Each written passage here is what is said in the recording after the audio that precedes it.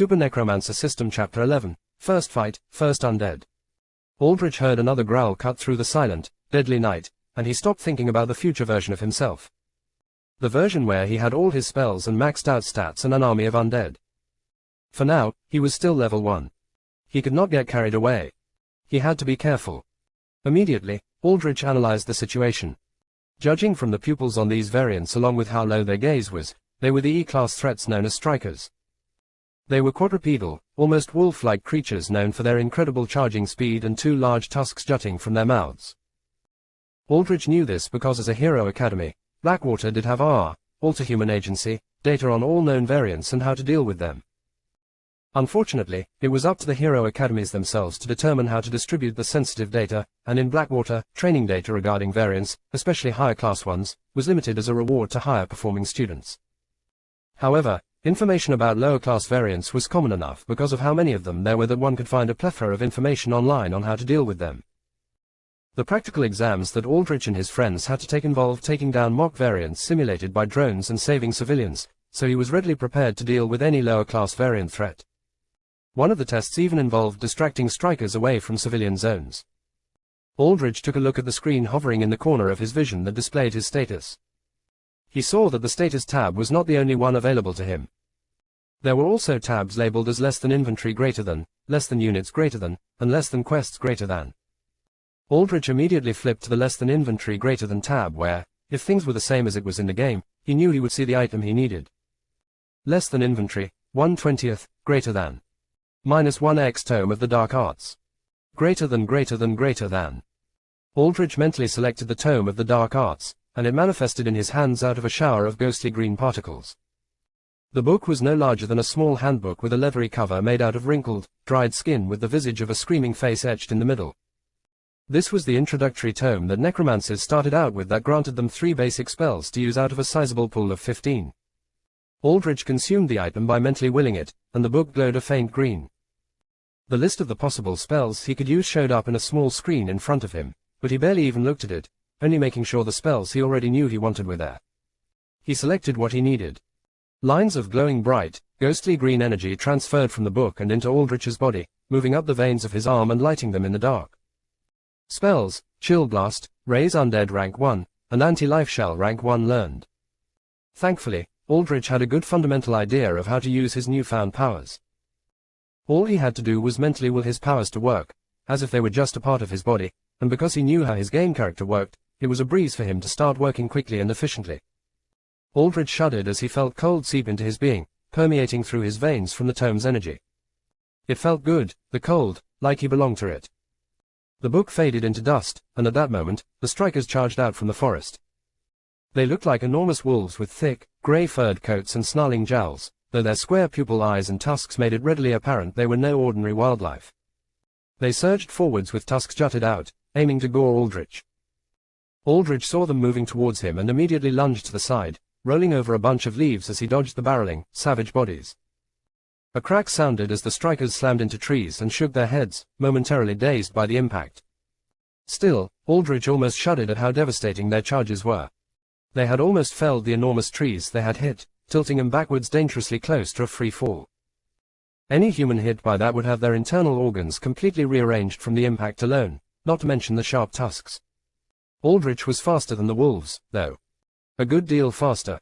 Because he had the unburdened status which applied only when he did not wear any equipment, he had a sizable buff to agility.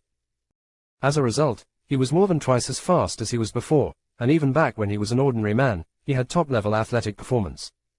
Aldrich pointed his pale hands at the 2 strikers just like his Necromancer character would. He casted Chill Bolt. Mana, 15/15 greater than 11/15. 2 wintry spheres of foggy white and blue surrounded his hands before twin bolts of pale blue energy shot forth. The bolts zipped through the air, cold, condensed air leaving a frosty comet trail behind them. Both bolts landed square on one of the strikers square at the head. The impact jerked the striker's head back like it was shot with a bullet, but it shook the blow off. Its head was cut open with jagged scars covered with frozen blood, but the damage was not enough to pierce right through the skull and into the brain. Noted Aldrich. These strikers were not ordinary. Normally, E-class threats like them could be dealt pretty easily with conventional weaponry and the chill bolts, would definitely have been enough to turn their brains into frozen mush, considering in the game, they could make sizable dents in boulders. But these strikers had seemingly evolved harder skulls to accommodate their charging habits, removing one of their biggest weak points as the thick fur on their bodies formed a sort of natural armor. In terms of game levels, the strikers would probably be around level 4 or 5. A significant threat to Aldrich at this state. There was no doubt that if the strikers got a clean hit on him, he would instantly die with how low his HP pool was. But Aldrich trusted in his reflexes and agility to kite his way through this mini-boss fight. The other striker roared and pawed the ground once before charging again. Aldrich dodged preemptively, once more rolling to the side and narrowly evading a crushing blow to his body. He then cast Anti-Life Shell rank 1, or, more accurately, he activated it since it was a toggled passive. Unlike Chill Bolt, Anti-Life Shell was a passive ability that surrounded Aldrich with negative energy that healed undead while draining the life force of regular enemies.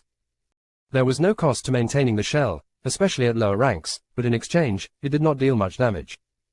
It was more like chip damage that accumulated over time, but every little bit counted at this point. A ghostly green aura that looked like ethereal mist surrounded Aldrich in a hazy sphere approximately 10 meters in radius. Enough range to constantly cover both strikers in this forest clearing.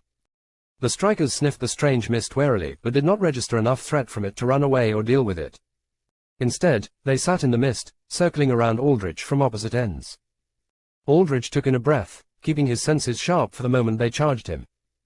He could not use Raise Undead, because it required corpses, but he had willingly chosen a spell that did not work because he was confident he could one-shot the strikers with well-placed, chill bolts, to the head.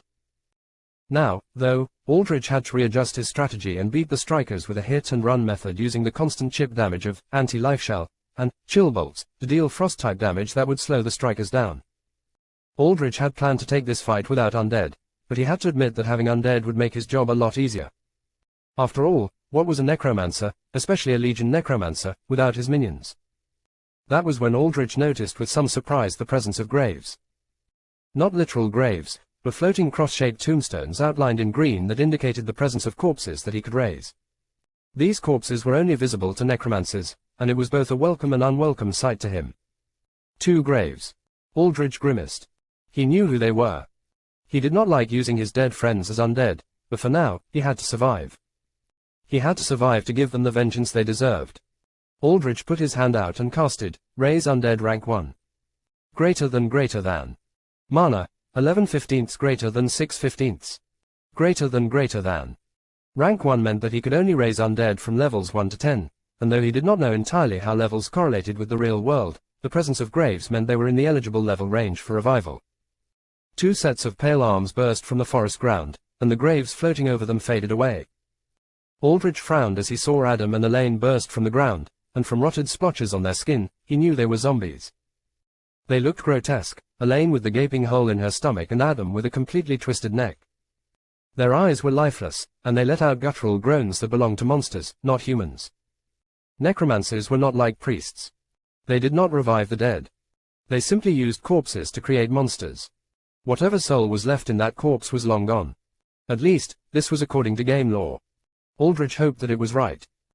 He had never been superstitious enough to believe in souls and an afterlife, but if it did exist, he did not want to keep his friends' souls trapped. The strikers paused their circling as they saw the 2 zombies, assessing their threat. Aldrich could feel mental tethers linked to Adam and Elaine, and he had an instinctive sense that he could move them around with mental commands addressed to these links. He had Adam and Elaine stand behind him, covering his blind spot, and together like this, he almost felt like they were back as a team. Aldrich shook his head as he remembered the many fights they had gone through together in this formation. That was the past. Adam and Elaine were dead. They were zombies now, and Seth Solar and his gang had to pay for it. Aldrich took the initiative this time, firing off twin, chill bolts, at the striker in front of him. Greater than. Mana, 6/15 greater than 2/15. Greater than. He aimed not at the hardened skull this time, but at the eyes. The striker howled in pain as the pale blue bolt slammed into its gleaming yellow eyes, bursting him apart in chunks of frozen flood and eye fluid. While the striker was disabled, Aldrich ran towards the other striker, causing it to charge him. He ran so that he lured it away from Adam and Elaine while he commanded his undead friends to attack the blinded striker. Adam and Elaine growled as they sprinted forwards, significantly stronger than they were before.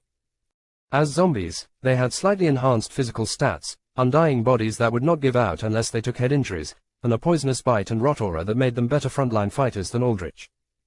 Overall, both were level 3, and 2 of them could overwhelm a single striker easily provided Aldrich distracted the other one. Adam and Elaine tackled the striker and began savagely tearing into it like monsters themselves. They chomped down on the striker, turning it over as they started to gouge their fists and legs into its skin. They broke their fingers as they tried to tear into it and then used their sharp, broken bones as knives to start stabbing, unable to feel pain or any sense of self-preservation. Aldrich played a tense game of dodging with the other striker, evading its lunges, charges, and snaps from its jaws with his superior agility. He did this while listening to the other striker growling and struggling before its death throes silenced. Greater than. Striker defeated. Plus 10 EXP. Express bar, 0/10 greater than 10 out of 10. Level up. Level 1 greater than 2. 5 stat points available to distribute. Greater than. Aldrich nodded to himself, feeling power surge into him. The striker leaped up and snapped at him, and Aldrich held it off with his bare hands, keeping his hands on its jaws to prevent them from closing on his face while he held it from arm's length away to evade the tusks. The striker's eye widened in surprise at Aldrich's burst of power. Greater than. Stat points distributed. Strength, 6 greater than 11. Aldrich had expected to get around twice as physically strong from going from 6 to 11 in strength, but he felt stronger than even that. Even though his class did not have an affinity for strength that granted a bonus point to every stat invested into it. Aldrich tossed the striker away with an expert over-the-shoulder throw, sending it crashing into the forest floor in a tumble of cracking leaves and branches. His class primarily used magic, it was true, but that did not mean he could neglect his physical stats, especially in the real world where superheroes faster than the human eye could run a fist through him before he could even react and cast a spell.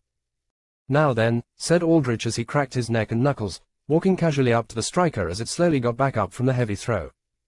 The striker looked first at Aldrich, then behind it at Adam and Elaine shambling towards it, covered in the blood, fur, and guts of its companion. The monster shuddered in fear, its tail tucking between its legs.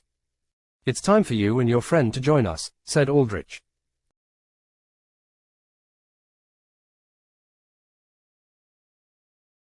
Super Necromancer System Chapter 12, The Nexus.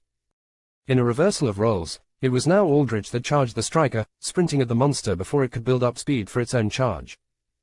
He determined that the only way for the striker to escape its situation was to charge Aldrich and force him to dodge, thereby giving it a clean getaway path. By charging first, Aldrich removed that option, though this was far riskier for his own personal safety. Regardless, he wanted the EXP and undead from the striker. The striker snapped at Aldrich when he got close, managing to close its jaws around his shoulder. Because Aldrich had not leveled his vitality, the durability of his body was still similar, and the striker, even as a E-class monster, had bite force capable of tearing apart metal. Aldrich felt his shoulder bones shattering and his flesh tearing like paper, but he held the striker off with his arms while Adam and Elaine pounced on its back, tearing the variant away and throwing it to the ground. "Do me a favor and kill this thing," said Aldrich as he held his mangled shoulder. Adam and Elaine began to bite and claw at the striker, wrestling it into the ground where it had no escape. The striker turned and managed to bite Adam's head, cracking his skull, and Aldrich reacted by throwing out a precisely aimed, powerful kick at the base of the striker's neck, breaking the bones supporting it. The striker fell down, limp and dead. Greater than. Striker defeated. Plus 10 XP. Express bar, 0/30 greater than 10/30. Greater than. Sorry, Adam, said Aldrich as he saw the huge tooth marks dug into his former friend's skull. But you'll be patched up soon with my anti-life shell. Plus, like you said, it's not like you're missing out with that face of yours. Aldrich did not know why he talked to his friends as if they were still alive. He felt a twinge of hurt when he saw them as zombies. He thought he was immune to loss, and though he definitely was cold to it, there was still a part of him that grieved and tried to hold on to the memories of the two that had been his only friends in this unfair world. Or maybe Aldrich was just going crazy. Perhaps a side effect of being undead. Speaking of, Aldrich inspected his damaged shoulder and moved it around. There was no pain, and despite the fact that tendons and bone and muscle had been torn to shreds, he could still move it with no issues. He truly was an undead now, and this, he was not familiar with. In Elden World, player characters could choose from a wide variety of races, but being an undead was not one of them. He had no idea how his character would progress or whether he could evolve from being a basic undead to something like a lich. Aldrich's thoughts were broken by Adam and Elaine tearing chunks from the dead strikers and eating the raw, bloody meat. "I know you guys are hungry, but I need a mostly intact corpse to raise," said Aldrich. Adam and Elaine stopped chewing and stood up with grunts, swaying as they awaited further commands. Aldrich's current mana was at 2/15, and Raise Undead rank 1 cost 4 mana, so he needed at the very least 8 mana to cast 2 of it. He needed to rest and recharge. In Elden World, mana regeneration mechanics were such that there was no in-combat mana regeneration. Mages therefore had to rest out of combat to slowly regain their mana, though this would take quite some time. A full recharge on mana took several hours at the minimum. As a result, mages generally had to rely on using consumables to recharge their mana, specifically using an item called the Restorative Flask. Every single player started out with a Restorative Flask, and it was the only basic item that stuck with the player all the way from level 1 to 100. The item had a set number of charges which could be set for either healing health or restoring mana. Melee characters used skills that had a charge-based system and not spells that consumed mana, so they could set all the charges on their flask for healing. Mages, however, had to generally set aside around half of their charges for mana. This was the trade-off for being a mage who was generally safer with ranged abilities. The only issue was that right now, Aldrich did not have the Restorative Flask on him. Normally, it was given to the player at the beginning of the game when they entered a space known as the Nexus, which was a central hub that housed the fast travel system where players could teleport to various saved locations. As if to answer Aldrich's worries, however, a message popped up in his vision. Greater than. New quest, access the Nexus. Quest difficulty, 1. Description. Access the Nexus using the Sign Stone item. Rewards. +10 XP. +100 coins. Greater than. Coins, ha. In Elden World, coins were the main currency of the game. Even though there were no blacksmiths or artificers in the real world, the Nexus did have a shop system that Aldrich could use coins for. The only issue was that it seemed that real-life variants did not drop coins, meaning the only way he could farm them was through completing quests. Aldrich switched over to his less than items greater than tab where he saw the Sign Stone deposited. He selected it and manifested it. A small, crystalline black rock appeared in his hand, humming with a warmth that made it feel almost alive. Aldrich knew what to do. Sign stones could be used to imbue an area with a gate sign that players could access to reach the safety of the Nexus to refill their Restorative Flask and run from dangers. Sign stones were incredibly rare items granted by completing difficult trial quests accessible through the Nexus, but Aldrich could not be picky with how he used this one. He needed to get to the Nexus soon, and all things considered, using the Sign Stone in this forest that nobody ever investigated was not that bad of an idea. Aldrich knelt down and placed the stone onto the forest floor. It flashed with a white glow for a second before dissolving into the dirt, etching out a spiral-shaped sigil. It continued to glow brightly, but when Aldrich moved away, the glow faded, and the sigil turned invisible, ensuring that it would be completely secret. Aldrich wondered if anyone else could access the sign. In Elden World, only players who were chosen to save the world could access signs and the Nexus, so he figured that other than himself, nobody else could trigger it.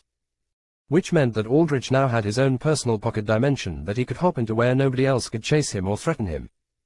Aldrich tapped the sign and a selection message appeared in front of him. Access the Nexus. Aldrich immediately projected his consent, and the sign flashed with a blinding burst of light, enveloping him before drenching his vision in pure darkness. The darkness quickly faded, revealing the familiar environment of the Nexus. The Nexus was a circular, temple-like room fashioned out of muted grey stone. It was sizable, easily the size of a two-story home and just as tall. At the center of the Nexus, there was a large basin of water swirling in a gentle spiral current standing atop a pillar engraved with carvings of armored fighters wielding blades and robed mages holding staffs. One half of the water glowed a bright gold, indicating liquid that restored health, and the other half glowed blue, indicating liquid that restored mana. 12 large pillars dotted the walls of the Nexus, supporting a dome ceiling dotted with large, glowing white and gold crystals that emitted light that approximated sunlight. Each of these pillars housed double stone doors at their bases, and through these pillars, a player could access trial quests of various difficulty. Trial quests were tailored for the individual player's class, and clearing them were prerequisites to maximizing and unlocking the abilities of one's class. Aldrich heard groans behind him, and he realized that Adam and Elaine had followed him here. Made sense, considering that they were counted as his units. So, how's the Nexus in real life, Adam? Though you've probably seen it too many times for it to be a surprise anymore, said Aldrich. Anytime a player died, they revived at the Nexus, though Aldrich had no idea if he could actually respawn. Until Aldrich got confirmation he would assume that he only had one life to spare. Adam and Elaine both just stared blankly ahead, their minds long gone. Aldrich sighed before he walked over to the basin. It was elevated on a platform, so he had to climb some stairs to get to it. As he approached, he knew what would happen. Light from above would descend on the basin and the player and the goddess Amara, the creator of the Nexus, would materialize and float down, granting the player the restorative flask, and telling him of their purpose to save Eldenia, the setting of Elden World, from the great threat known as the Howling Dark. But what happened was entirely out of Aldrich's expectations. No goddess appeared.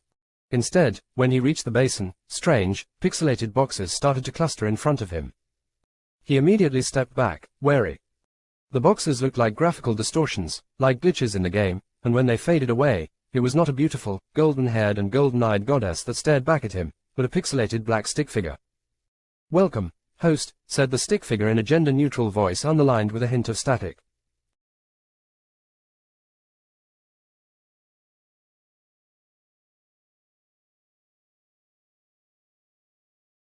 Super Necromancer System Chapter 13, Hunting. "Who are you?" said Aldrich as he narrowed his eyes and scrutinized the pixelated black stick figure. It was a little eerie staring into the plain circle that was its face as it was impossible to discern any emotion from the being. "I am known as the System," said the stick figure. "Where is the goddess Amara?" said Aldrich. The stick figure ignored Aldrich as if it was an NPC that could only answer certain pre-programmed prompts and questions. "Here in the Nexus, you will find a safe haven where great warriors like yourselves may find rest. The Nexus is connected to all parts of Eldenia where its sign has been carved, and so through the Nexus, you may help all parts of the realm," said the stick figure. Aldrich realized that the stick figure, or rather, the System as it called itself, was speaking the exact same dialogue prompt as the goddess Amara would have. In essence, it was the goddess Amara, just different. Aldrich wondered whether it was some placeholder for Amara before she had been completed by the game developers.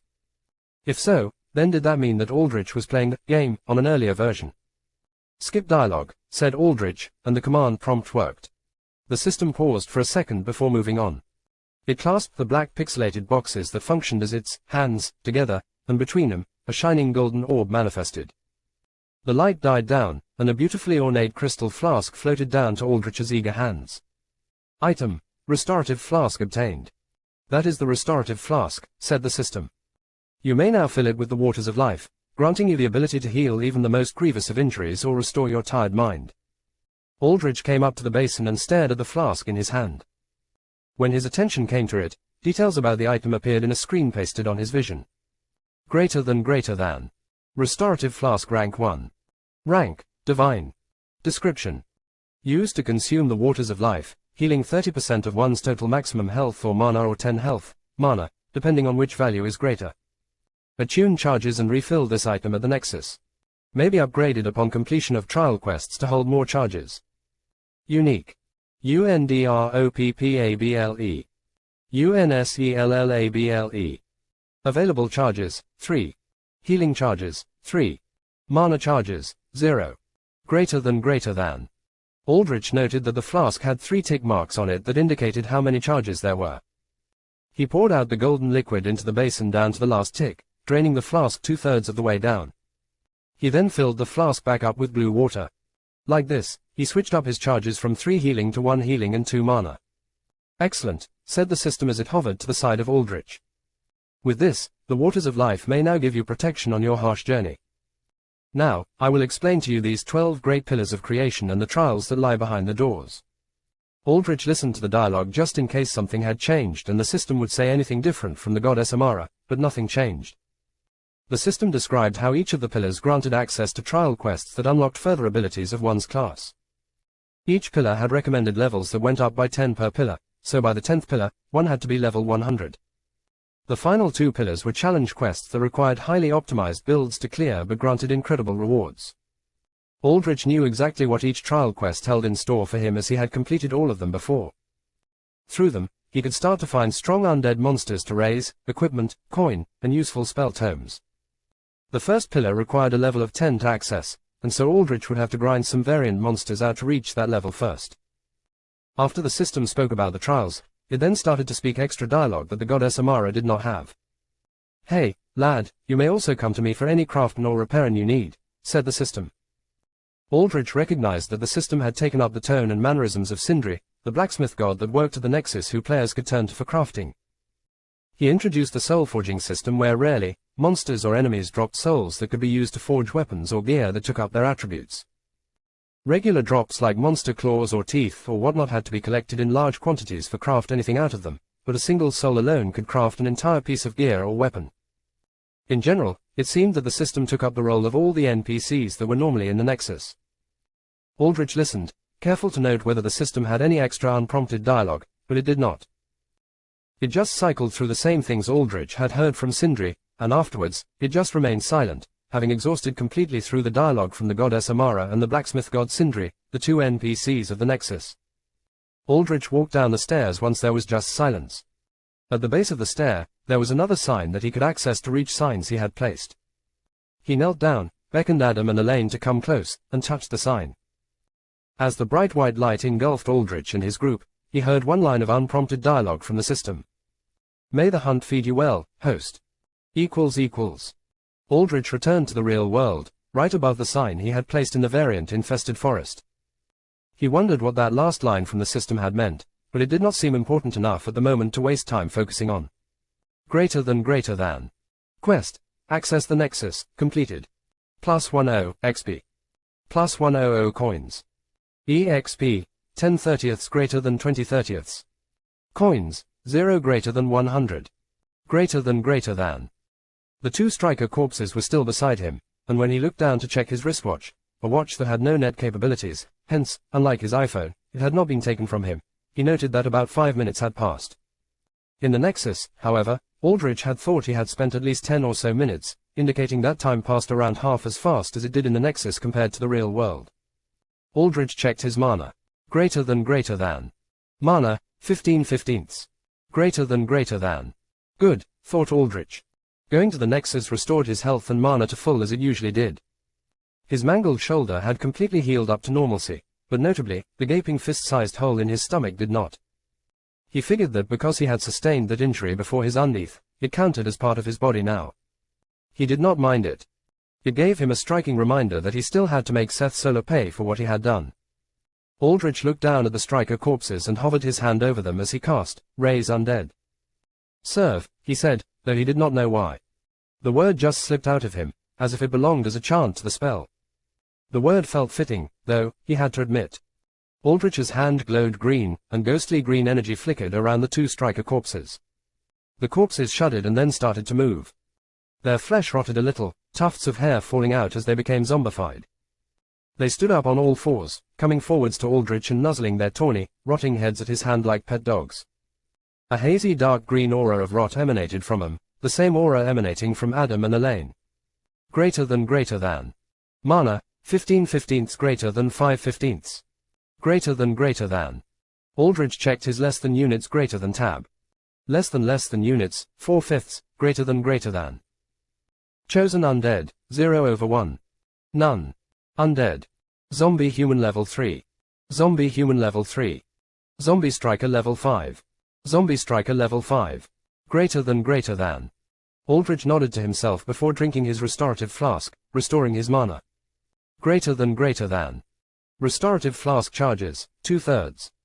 Healing charges, 1/1. Mana charges, 1/2. Mana, 5/15ths greater than 15/15ths. Greater than.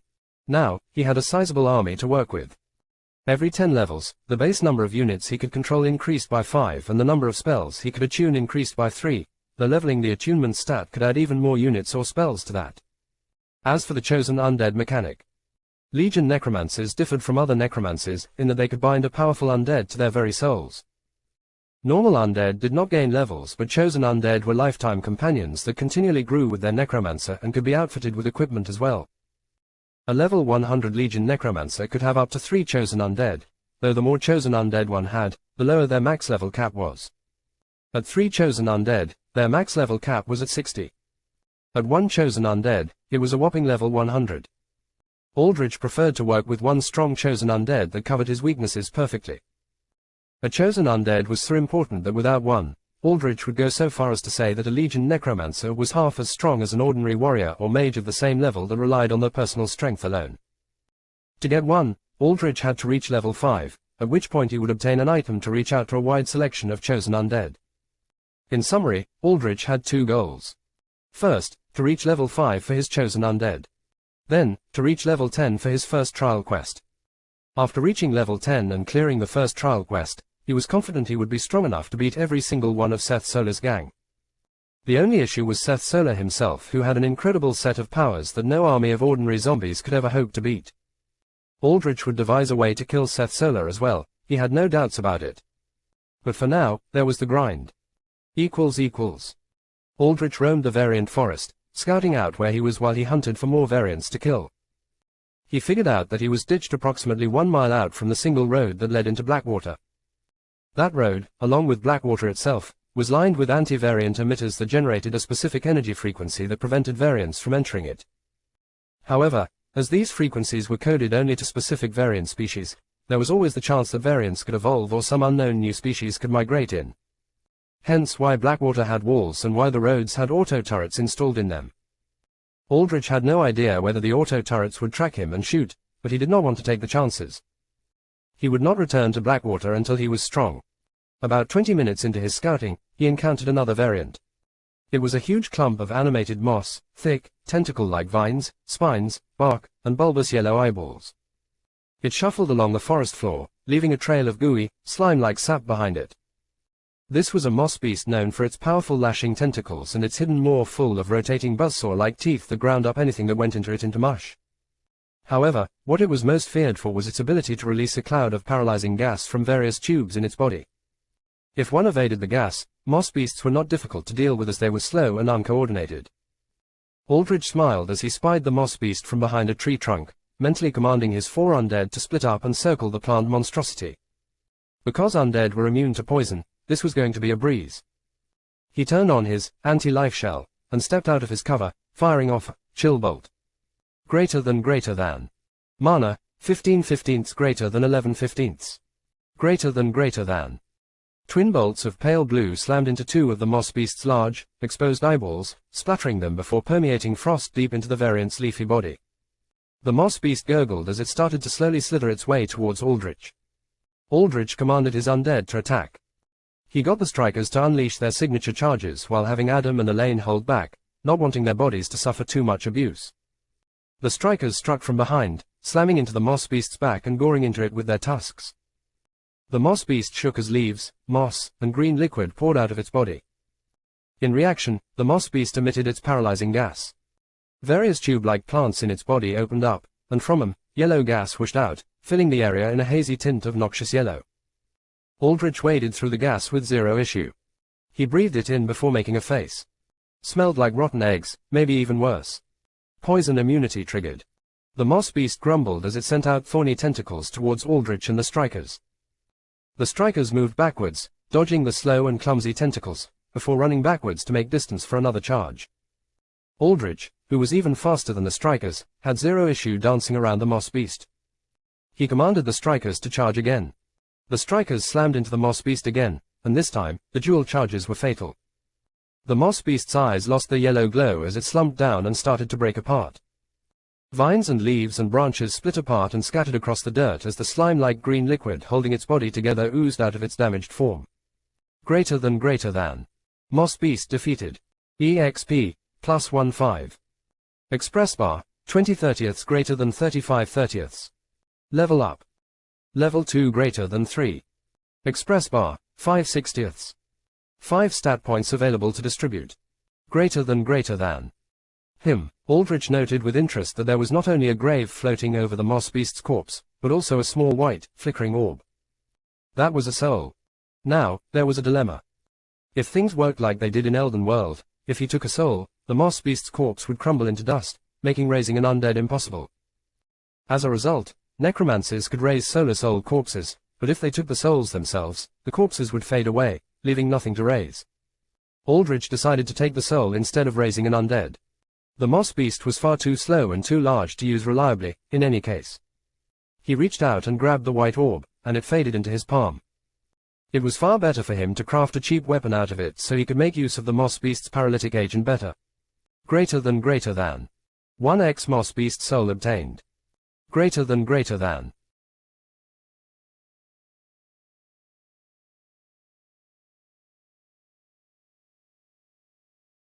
Super Necromancer System Chapter 14, a crucial hint. Aldrich then distributed his stat points. He reviewed to himself how exactly the stats worked. Strength was a measure of physical power. Agility was a measure of physical speed and coordination. Vitality measured the total health pool and the durability bonuses a character got from wearing armor. Every point in Vitality raised total health by 3. Magic raised the mana pool and was the scaling stat for most spells. Every point in Magic raised the total mana pool by 3.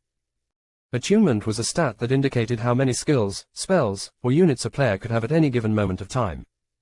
Every 5 points in attunement allowed a player to attune an additional spell, skill, or unit. High levels of attunement were also required to even begin to access summoning stronger units.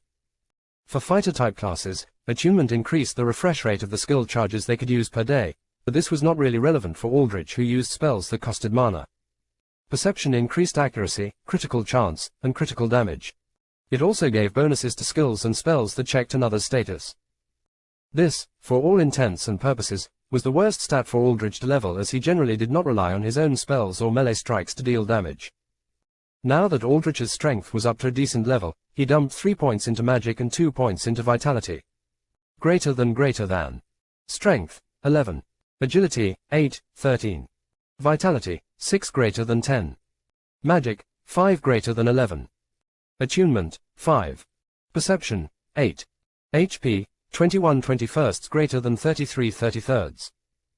Mana, 11/15 greater than 33/33. Greater than. Because Aldrich's Legion Necromancer had stat affinities for Vitality, Magic, and Attunement, he got double stat bonuses from investing into them. This meant that the 2 points he put into Vitality became 4 and the 3 into Magic became 6. Where other classes only got 1.2x or 1.5x boosts to affinity stats, Legion Necromancers got a whopping 2x modifier. This might have seemed incredibly good, but it was balanced out heavily by the fact that stronger undead required health offerings to raise, making it a balancing act to decide whether to use a massive health pool to create summons or tank hits. High-level spells also had notoriously high mana costs, and where other caster-type classes had passives that offset the cost of stronger spells to large degree, Legion Necromancers had no such perks. The only spell cost reductions they had were in raising and maintaining undead. As a result, they burned through their high mana pools deceptively quickly when they were pressured to defend themselves without their minions with offensive spells, exacerbating their weakness when alone even more. And, most notably, Legion Necromancers needed to rely on a massive number of units. Hence why Attunement, the stat that increased how many units one could control, had to be at a high number for the class to be usable to begin with.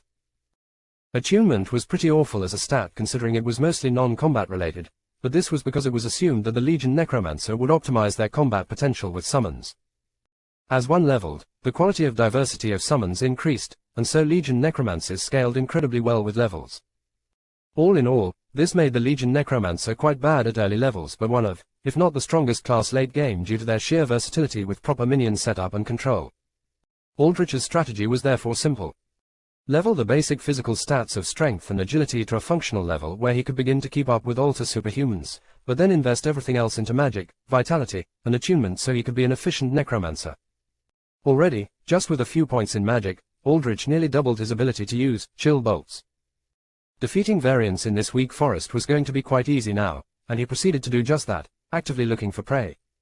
Hunting, as the system had said. Always hunting, always reaching experience, for those levels that would make him strong enough so that nothing in this world could deny him the vengeance and justice he was owed. Aldrich roamed the variant forest and killed 10 more strikers over the next hour. They were the most common variant in this area and among the most common in general, though he knew that deeper in, there were reports of larger, stronger variants. These, though, he had no data on, so he stuck in what was essentially a low-level area to kill as many strikers as possible. Over time, Aldrich had amassed 3 zombie strikers to cap out his unit count to 5/5. Using them like a pack of hunting dogs, he easily tracked down more strikers, surrounded them, and efficiently killed them with chill bolts and zombie maulings. Aldrich returned back to his sign and first checked his status after his hunt. Greater than. Striker, x10, defeated. plus 100 XP. Express bar, 5/60ths greater than 105/60ths. Level up. Level 3 greater than 4. Express bar, 45 120ths. 5 stat points available to distribute. Greater than. Aldrich distributed all of his stats to magic. Attunement was definitely important, but it was not a direct combat stat. All it did was allow him to attune more spells and minions. If he was too weak to obtain spells and minions in the first place, it was a dead stat. In the early game, like with most mage-type classes, magic was the primary stat to level for Legion Necromancers. Greater than. Strength, 11. Agility, 8, 13. Vitality, 10. Magic, 11 greater than 21. Attunement, 5. Perception, 8. Mana, 3/33 greater than 3/63. Greater than. Now, at 66 total mana, Aldrich finally had a mana pool that he could work with as a mage. With that settled, he checked his wristwatch. It was 10 p.m. and the date was now October 31st, 2117. A day had passed since he and his friends had died under Seth Solar's fists. He sat on a large rock beside the sign while Adam and Elaine sat beside him. His 3 strikers curled down by his feet like sleeping dogs, though they were always vigilant for threats. Almost feels like we're camping, said Aldrich as he looked up. As an undead, he had perfect night vision, and when he looked up, he saw stars speckling the sky, painting up the bright and vast Milky Way. You know, that was one thing I wanted to do together. When we all became heroes. My parents took me out once and seeing the stars like this without city smog and pollution to cover it up was amazing. Glad you guys can enjoy it too. Aldrich looked to his side to see Adam and Elaine staring up but with dull eyes and open mouths. Their skin was pale, cracked, and rotted in patches. There was no sign of recognition there, just adherence to Aldrich's mental command to look up. Though I guess it's not the same, sighed Aldrich.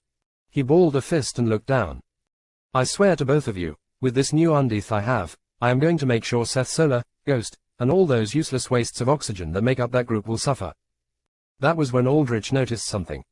The white glow of the sign illuminated a faint glint of glass under the leaves. Aldrich cocked his head and immediately investigated it. He uncovered a pile of leaves to see a pile of empty syringes. He inspected a syringe and narrowed his eyes. Its contents were nearly empty, but there were unmistakable traces of light blue liquid. This was X, a heavily addictive narcotic popular among younger, wealthier folk. He remembered the technician at Blackwater. He had tried to blackmail for information about which students he sold drugs to. Looks like some of them involved Seth Solar's gang. However, it did not seem like Seth Solar was the type to do this drug. X had pretty serious side effects including weight loss, causing skin to pale, and constant jitteriness when off of it. Seth Solar had not exhibited any of those symptoms. Nor did the rest of his crew. No, wait. Then, Aldrich remembered. A thin, gaunt face. Pale skin. Lean, bony hands. Ghost. Ghost was the one that did these drugs, and it seemed like he dumped his needles here so he would not get caught. Aldrich snapped his fingers. Here boy, he said, beckoning a striker to come to him. He held out the syringe to the zombie wolfbeast, and it curiously sniffed the object. Find me as many of these as you can, said Aldrich. Within minutes, the strikers uncovered a massive pile of syringes buried in a shallow pit. Not to mention other drugs and the shattered remnants of his, Elaine, and Adam's iPhones.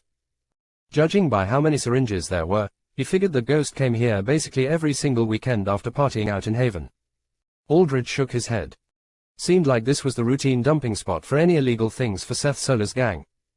That included Aldrich and his friends' corpses too. That was all they were reduced to. Illegal trash to be buried with used-up syringes. What a sick fucking joke. But this was a massive hint. This meant that at the very least, Ghost came here routinely to dump his needles. In fact, considering it was only 9 p.m. on a Sunday night, it was highly likely the Ghost might even be coming back tonight. Alone, too. Seth Solar might have been a sociopathic monster, but he had his own pride to consider. He and the others in his gang went out to party on Fridays and Saturdays, but not Sundays as they had training awaiting them on Monday.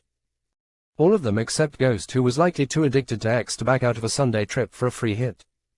Aldrich immediately went back to the Nexus using the sign. He had little time to waste. He had to get everything ready before Ghost got here between midnight and 2 a.m. As the glowing light of the sign enveloped him, he took in a deep breath, feeling the weight of the moment settle on his shoulders. For 17 long years, Aldrich had faced nothing but abuse. He had been beaten, spat on, called worthless, and told to die for the sake of humanity's evolution. The world had torn his parents away from him without a second thought, torturing them and breaking him apart when there was some of the only precious lights of good left in this dark world. The world had torn his friends from him under a merciless, uncaring fist. All because Aldrich was powerless. But now, he had power. He remembered his last words to Seth Solar and his gang before he died. He swore he would be their judgment. This would be the first trial. His first judgment.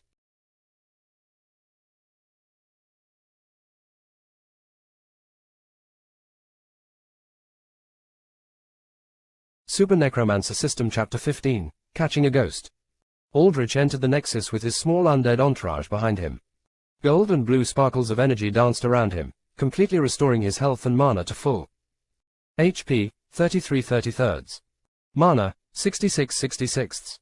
What he first did was go to the wellspring, the platform and basin of ornately carved white marble where the waters of life spiraled, and refilled his restorative flask. When he saw that the clear, crystalline flask was filled with gleaming gold and blue liquid, he capped it with a diadem-shaped golden stopper.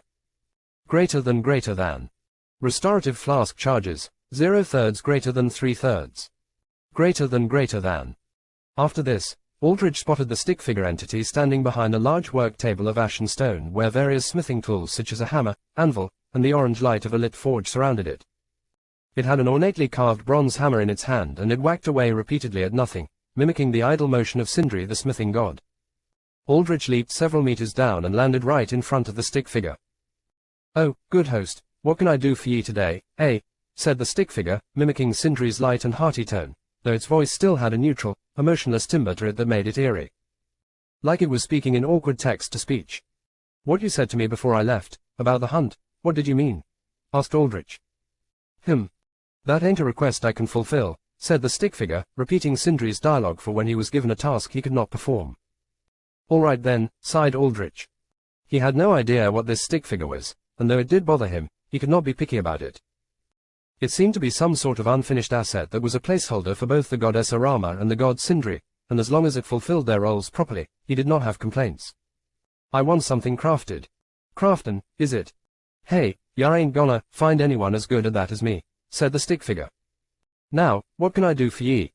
Aldrich found a menu of options appear in front of him. Specifically, this was for crafting. By offering up dropped materials, coins, and souls, a player could have Sindri create items for them. Aldrich found the 1x Moss Beast soul in his inventory and offered it up. The glowing white orb that represented the soul appeared in his hand and then floated over to the stick figure. "I want a weapon," said Aldrich. Specifically, a two-handed staff that acts as a catalyst. In Elden World, a player could ask Sindri for what type of equipment they wanted from a soul, whether it was a piece of armor or weapon. In Aldrich's case, he wanted a staff that worked as a catalyst, with a catalyst being a weapon that channeled magic and was thus appropriate for mage-type classes. The actual stats and effects of the weapon, though, were randomized. Sindri would bring up a menu of 3 to 6 options, depending on the player's level, and these options would have varying effects and stats. For example, giving Sindri the soul of, say, a fire drake, would make him pull up 3 staff options, one that enhanced fire, one that had a fire breath type spell imbued in it, or one that simply just had high stats. Sometimes, in rare cases, a weapon would have all of these effects. In bad cases, it would have nothing. Basically, it was a dice roll system to get what you wanted out of a soul, and by spending gold, one could re-roll these options. The stick figure swiped at the soul with its glitchy black block of a hand, and the soul disappeared. "Ya got something good here." "A soul, is it? Well, here's what I can do for ya." Aldrich saw 3 options flash in front of him. Greater than. 1. Staff of Grasping Vines. Rank, Common. Type, Staff, Catalyst. Stats. +2 Vitality. +2 Magic. Effects. This staff can cast the spell, Grasping Vines, that shoots forth 6 binding, thorned vines. 2. Staff of Ironbark. Rank, Common. Type, Staff, Catalyst. Stats. +5 Vitality. Effects. No special effects. 3. Staff of Stilling Pollen. Rank, Common. Stats. +2 Magic. +2 Perception. Effects.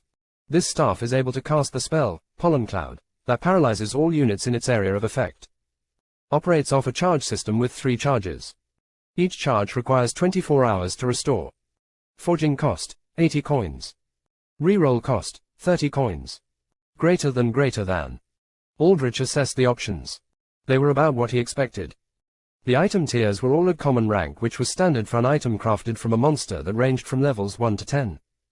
He recounted the item tiers in his head. Basic, these were items that had 0 stats or special effects. Common, these items had a level threshold of 1 to 10. Uncommon, these items had a level threshold of 10 to 30.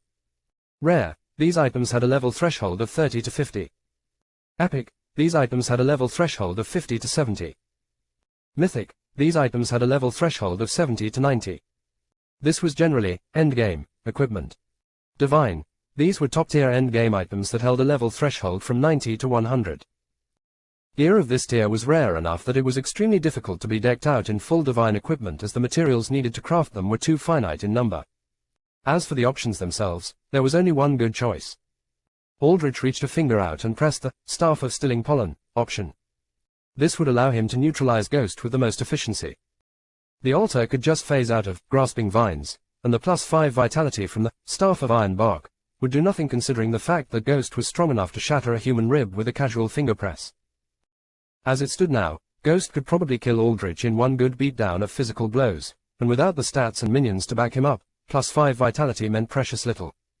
It was just more health for Ghost to whittle down. On top of this, Aldrich needed to neutralize Ghost quickly.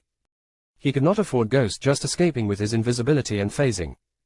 A wise choice, good host, said the stick figure. It began to hammer rapidly down, the sound of clinking resonating through the empty temple. In a few seconds, it was done. A glowing golden orb with the icon of the item embedded within floated towards Aldrich. -80 coins. Coins remaining, 20. Aldrich grimaced at how few coins he had. Since variants did not drop coins, there was no easy way to farm them. He needed to find a way to get more if he wanted to use crafting and equipment system properly, and the only way was to obtain the ring known as the Ring of Avarice, located within the first trial. So, until he got to level 10, he needed to be conservative with his coin usage. Thanks, system, said Aldrich as he felt the Staff of Stilling Pollen fall into his inventory. Just curious, but can I take a look at your wares? Aldrich knew that Sindri had a list of items he could buy. Basic gear, mostly. Stuff that got outscaled later very easily. The higher the player's level, the higher the rank of the gear, but as far as gear went, they were the worst of their tier. Of course, lad, said the system. A screen flashed in front of Aldrich. It was completely empty. Said Aldrich. That'll be it, then. Good luck on ye journey, host. If y'all ever need me again, I'll be hammering away here, said system as it turned its attention away from Aldrich and went back to hammering aimlessly at nothing. Aldrich walked away back to the exit sign. It seemed that the system had no items available to sell. Not entirely a big hassle, considering the fact that Aldrich had no coin to buy anything with anyway, but it was noteworthy that that was another difference between now and how it was in the game. Aldrich stood atop the exit sign, his small group of undead gathering around him. He looked to Elaine and Adam and nodded at them. Tonight, I'm taking the first step to making things right.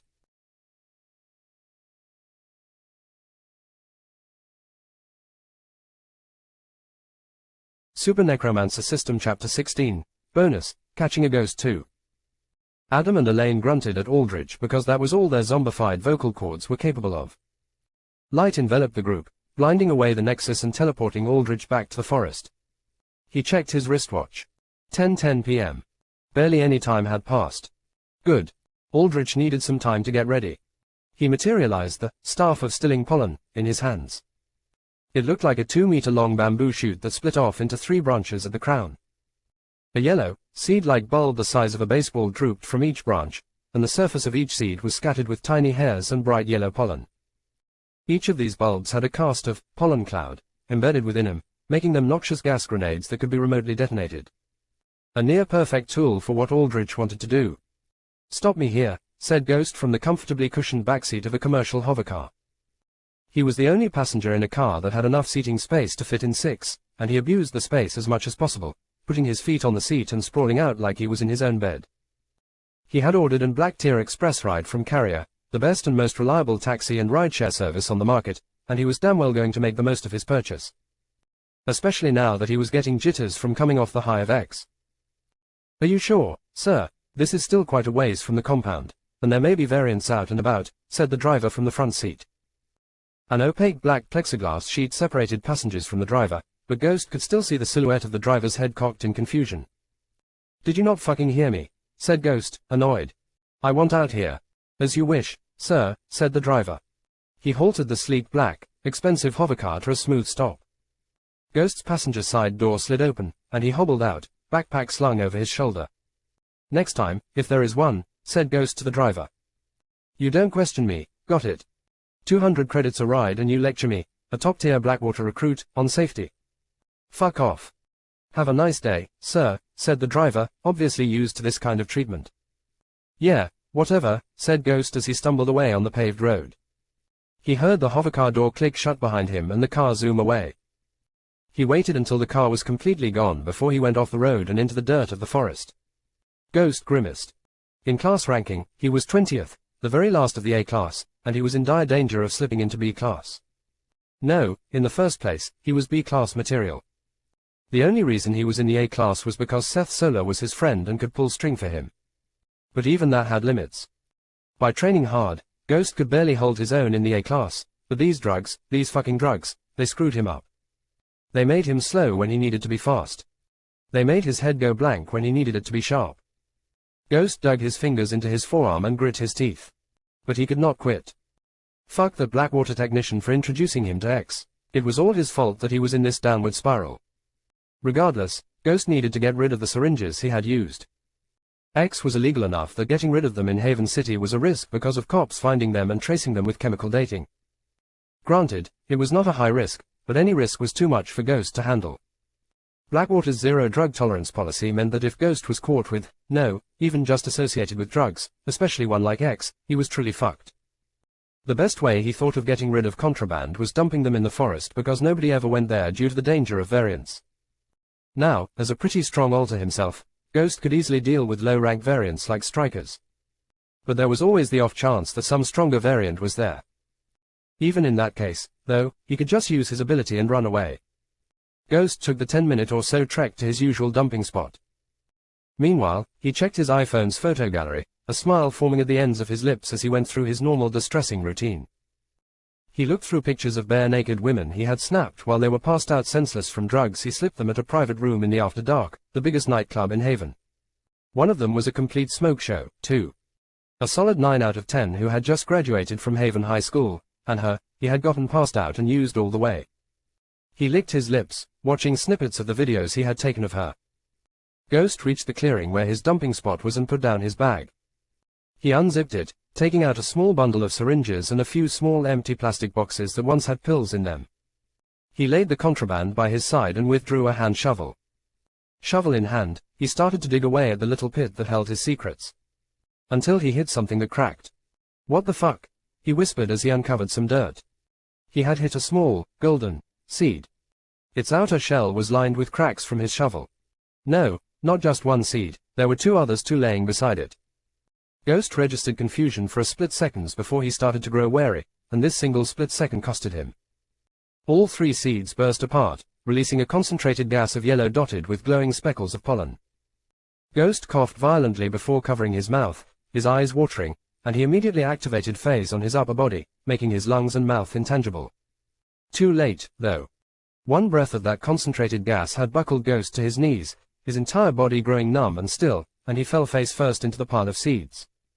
He felt stabs of pain as used-up needles in the dirt pile pierced his face. Ghost made his lungs, mouth, throat, and nose intangible as long as he could, but he still needed to breathe. The gas stayed there for longer than he could hold his breath, and he was forced to gulp in another breath of it. Ghost blinked and grimaced, his body frozen like a statue. His head, though, was not paralyzed, keeping him conscious. Paralysis from the head down was a common trait of moss beast pollen poisoning. This, he knew from his training. As he grimaced, staring down at the dirt, struggling not to have needles puncture too deeply into his cheeks, his mind raced. How? Why? Moss beasts released their gas through tubes, not through seeds like this. And why had a moss beast planted these seeds in this specific hole of all things? Nothing made sense. Ghost felt his body kicked over, flipping him over face up. His pale red eyes widened near impossibly as he stared up at a pair of glowing green eyes looking down at him. Then, he recognized T-face. It was a face he thought he would never see again. What the fuck? You're the dud, whispered Ghost, finding it incredibly hard for his numbed lungs to draw breath. Aldrich. That's my name. A name you never bothered to learn. How the fuck are you alive? No, I must be hallucinating. Whatever this gas is, it's fucking with my head. There are many things I cannot assure you.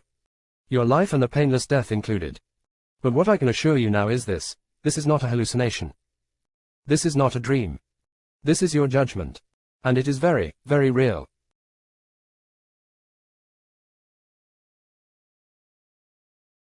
Super Necromancer System Chapter 17, Vengeance.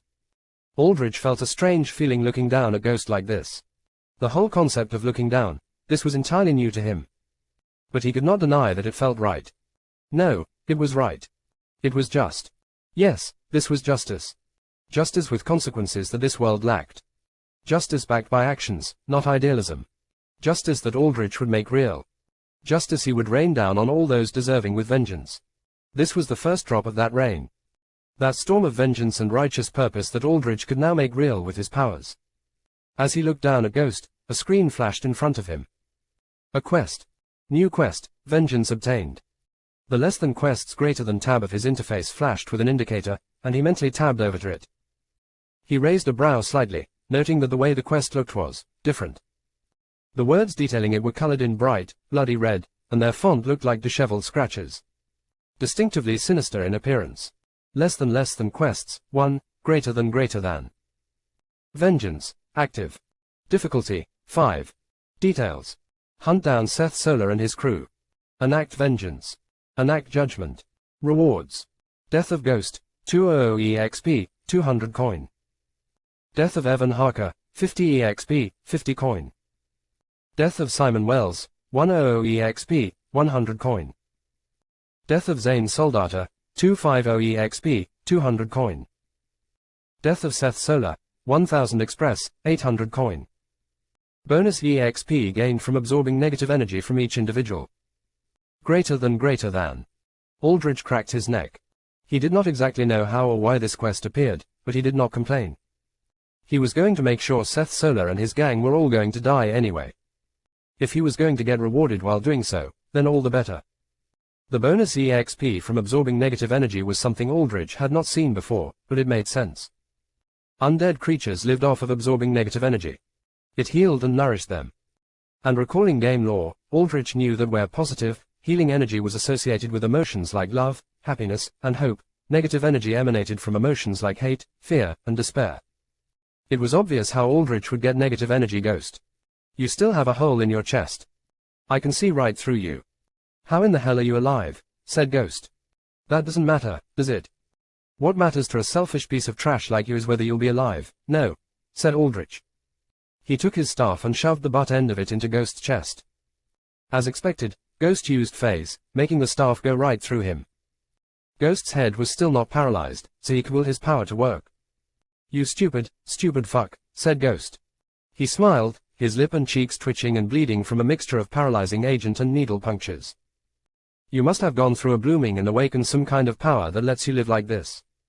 How you processed moss beast pollen, I don't know. But what I do know is that you were a dumbass for using moss beast poison.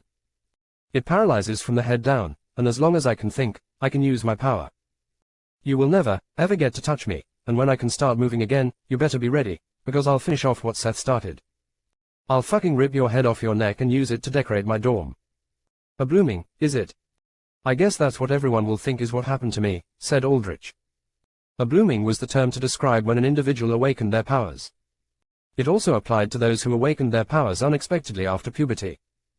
Of course, even in those cases, it was alters with dormant altar organs that bloomed past puberty.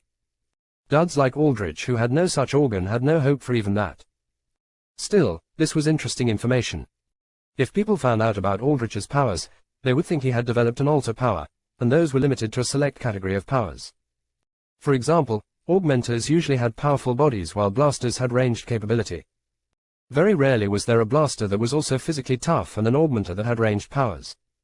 People would try to cram Aldrich into specific power categories and underestimate him. Good. Let them underestimate.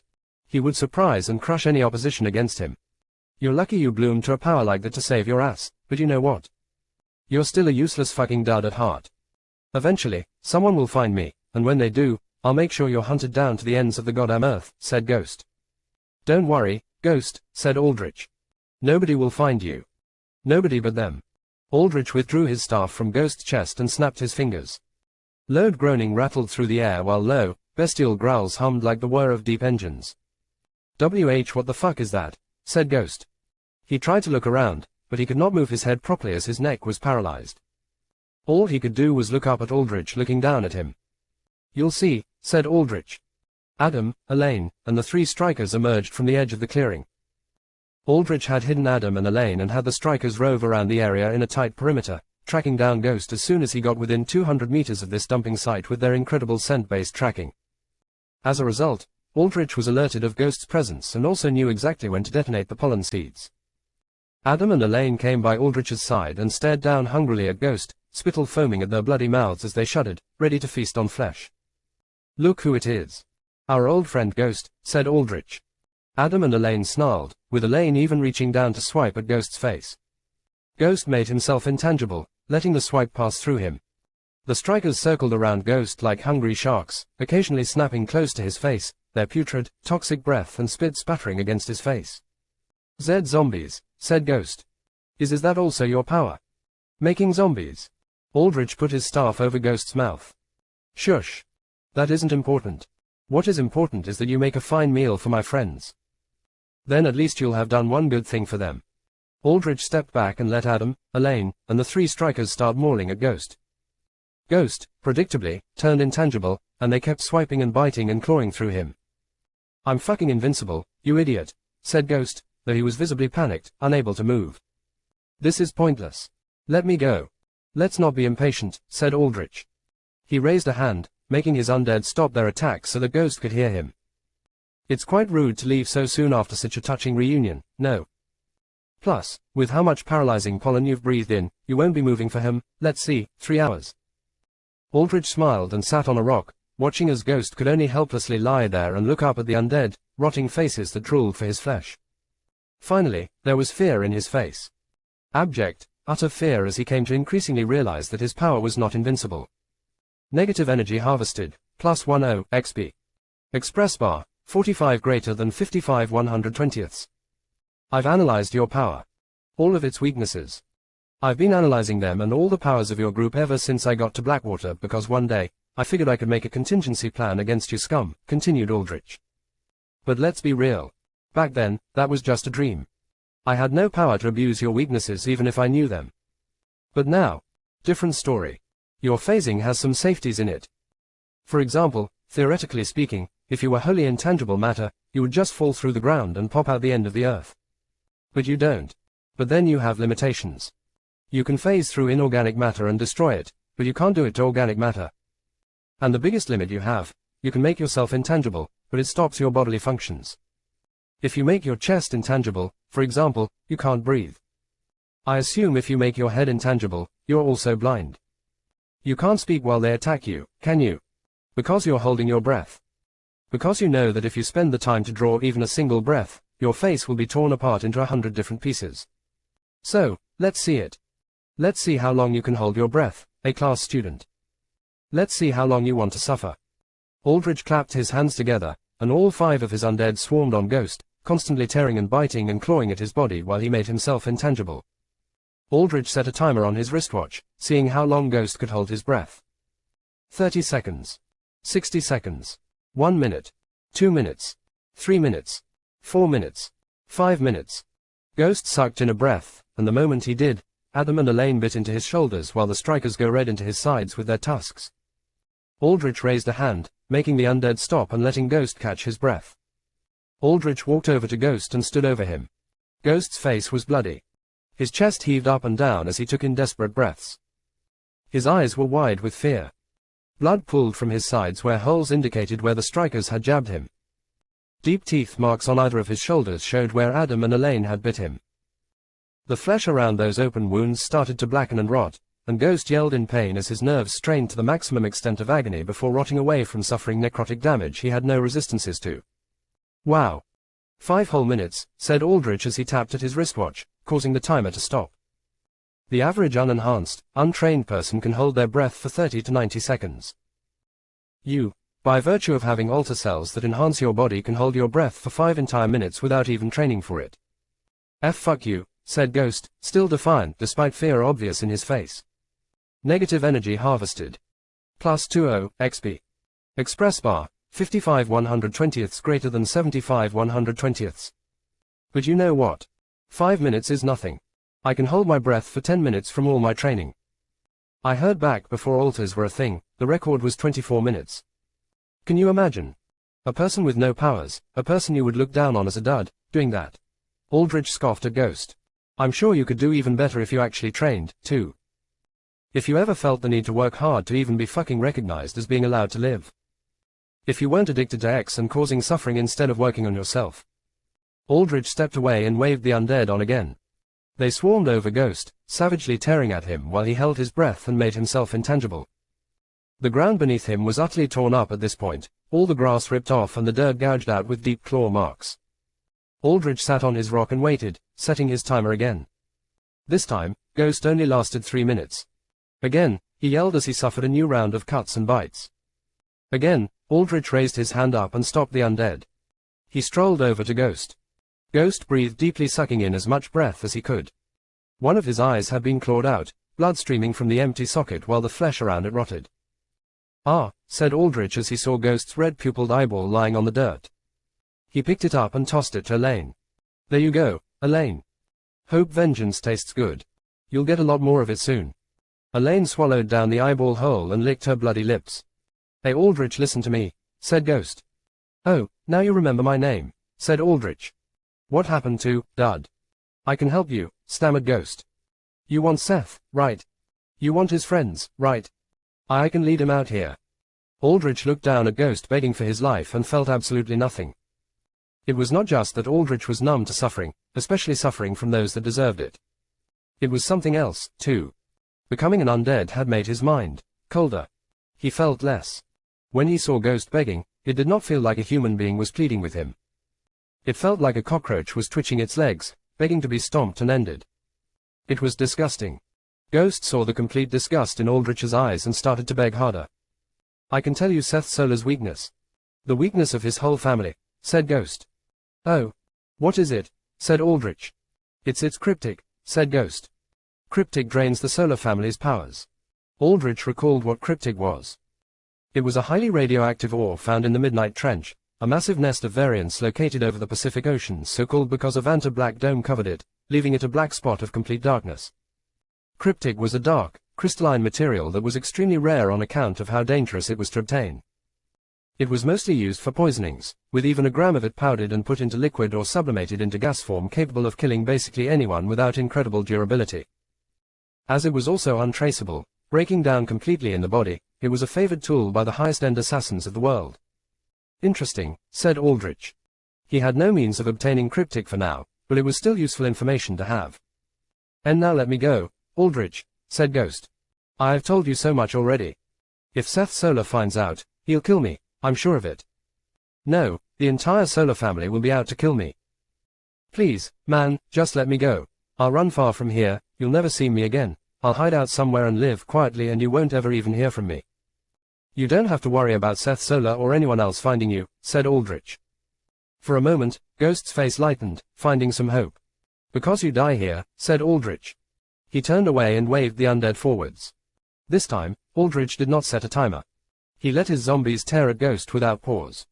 Ghost screamed again after a few minutes, then held his breath again. A minute later, he screamed again and sucked in another quick breath. On and on like this, Ghost lost pieces of himself slowly, bit by bit, breath by breath, and Aldrich watched as he continued to farm negative energy from him. Until finally, it was over. And the rewards flowed in. Negative energy harvested. Total energy harvested, plus 70 XP. Quest, Vengeance objective completed.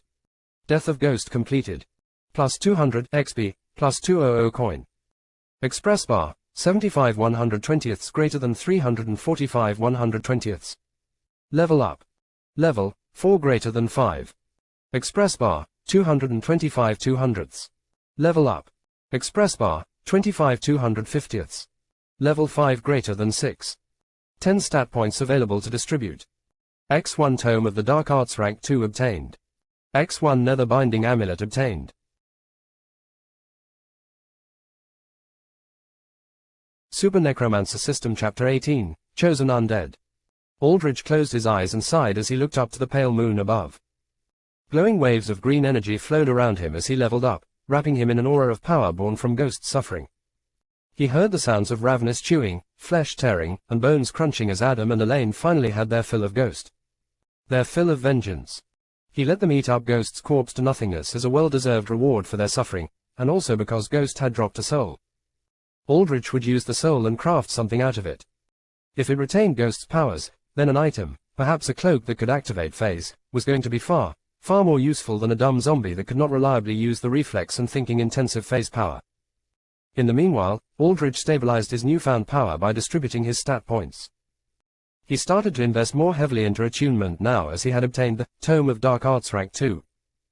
The Tome of the Dark Arts were basic items that necromancers received at levels 1, 5, 15, 25, and 35 and 50 that granted them a catalogue of spells to learn from, of which they could learn 3. Past level 50, one had to craft or find better spell tomes to obtain spells that scaled into higher levels. Many of those high-level tomes, though, Aldrich could find in the trial quests, so he did not worry about learning spells. He just might not have access to the absolute rarest spell tomes that required traveling about in Elden World itself. Aldrich dumped in 8 points in attunement and 2 points in vitality. Optimally he would have spent his vitality points into magic, but this was not the game where he knew what threats he would face and how much health he needed to tank pre-coded attacks. In the real world, he needed higher health and durability as a safety net to make sure he did not just instantly die from a strong surprise attack. +2 to vitality, doubled to +4 due to affinity bonuses. Vitality, 10 greater than 14. HP, 33 33 greater than 45 45. +8 to attunement, doubled to +16 due to affinity bonuses. Attunement, 5 greater than 21. Good, thought Aldrich. With this, he could increase how many spells and units he could attune at any given moment in time. For a Legion Necromancer like him who relied on minions, this was the absolute most important stat. For every 5 attunement points, he could attune 1 extra spell or minion. With a total of 21 attunement, he could add in up to 4 extra spells or minions or a mixture of both. The base number of spells he could attune was 5, and the base number of minions he could attune was also at 5. Every 10 levels, Aldrich would obtain a passive skill called the Legion Scoring that increased his base unit controlling capacity by 5, thus maxing out at a total of 55 total units controlled at level 100. However, since he was not a more ordinary mage-type class, he did not get bonuses to increasing spell capacity with levels, so he needed to use attunement for that. Yet another reason why attunement was such an important stat. Aldrich used 3 of his attunement points on expanding his units and 1 on adding spell capacity. He currently knew 3 spells, having 2 empty slots, so with 1 bonus, he could learn 6 spells total, which was all he needed for now. Unit control limit increased from 5 to 8. Equipped spell limit increased from 5 to 6. With that said and done, Aldrich walked over to Ghost's corpse. Or rather, what was left of it. Just a few bloody smears, bone shards, and tidbits of pink viscera scattered across the dirt. As he approached, his undead parted way for him. "You talk so much shit, but in the end, this is all you amount to, ha," said Aldrich as he looked down at the remnants of the man who once had tormented him and his friends so. He shook his head and reached out to grab Ghost's soul. 1x soul of Ghost obtained. "Good work, everyone," said Aldrich as he gave a thumbs up to Adam and Elaine while petting the strikers as they curled around him like giant dogs. "Now then, it's about time we added more friends to this party." Aldrich's undead heart no longer beat, but if it did, it would have beat at top speed in anticipation. He withdrew the Nether Binding Amulet from his inventory. He held out his pale palm and dark purple curls of murky energy coalesced around it, swelling and forming into an orb that then shattered, leaving behind an amethyst diadem framed in ashen white bone. The Nether Binding Amulet was given to Legion Necromancers at level 5 and allowed them to tap into the Nether, the underworld of Elden World where demons and high-level undead with actual names resided.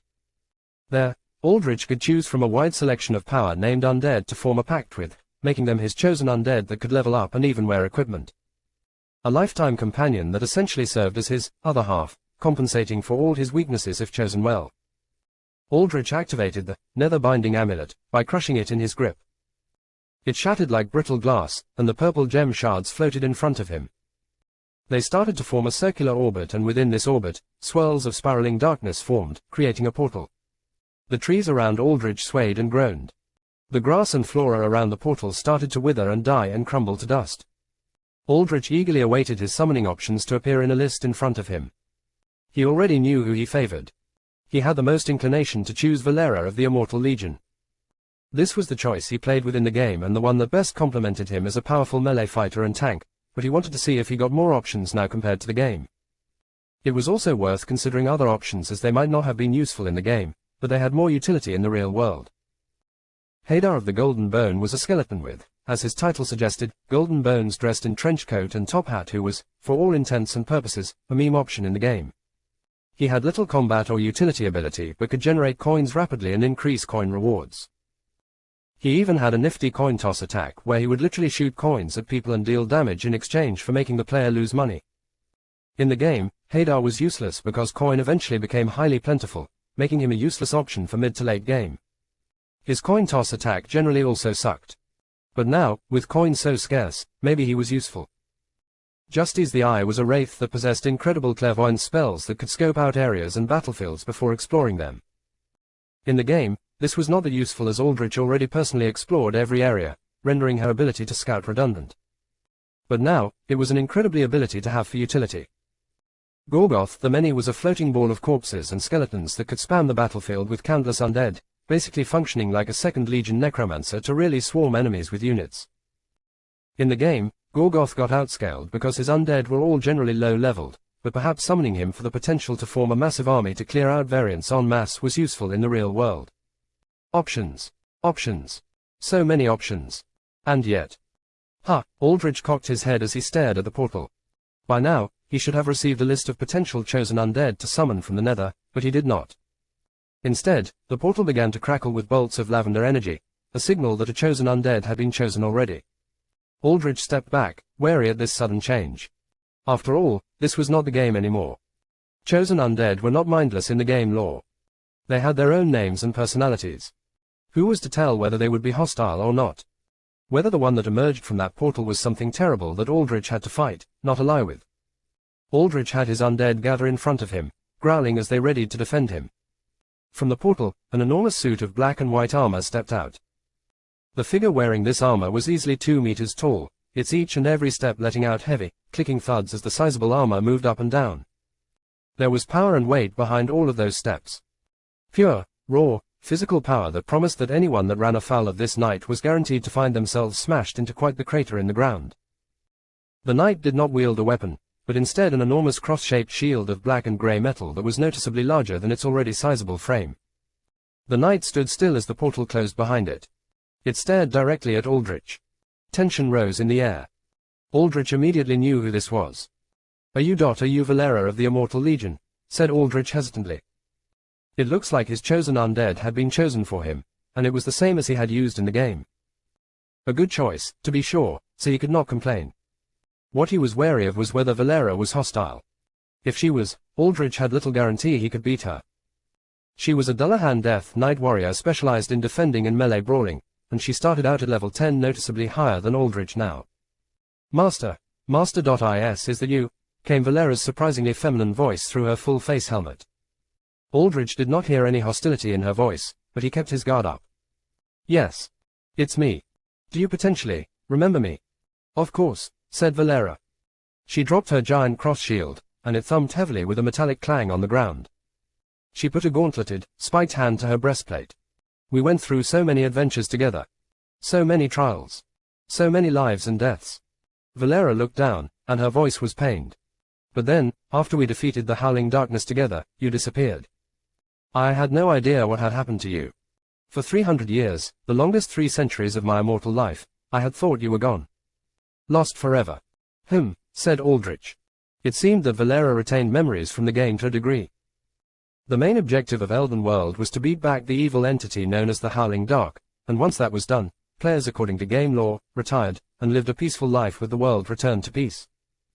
Of course, in-game, the player could do as he liked and continue exploring areas or re-challenge bosses and events, but other than this, the story of the game was done. Anything past it was non-canon content. Aldrich had finished the main story about 3 years ago, before he even came to Blackwater.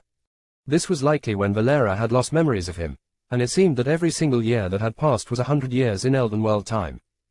But now I see you are here, starting a new life in a new body. Oh, my master, how my heart races to see you again. Valera rushed forward using the warrior's skill, dash, turning into a blur as she slammed into Aldrich and hugged him. My dear, dear master whom I had devoted my entire soul to. Gee, good to see you too, Valera, said Aldrich with a wheeze as he suffered crushing damage. Okay then. Valera was most definitely not hostile unless she planned on hugging him to death. Which of the raid she was going, was definitely a possibility.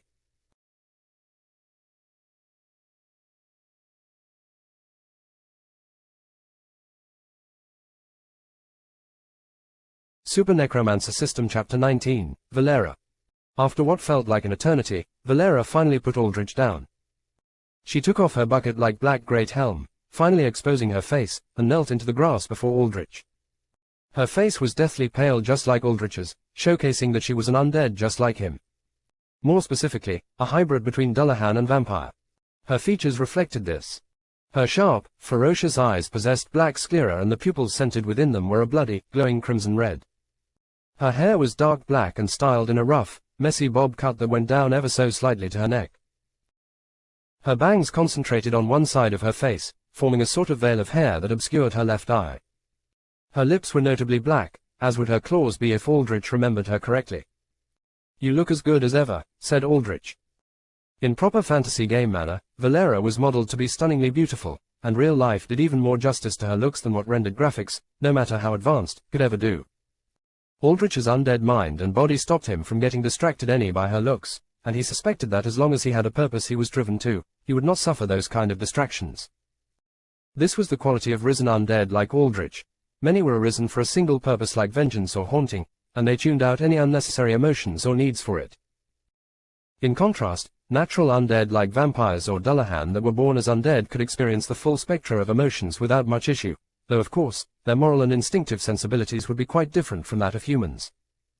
Thank you, my master, said Valera as she closed her eyes and took in the compliment with a deep, almost shuddering breath. She opened her visible eye and looked up at Aldrich.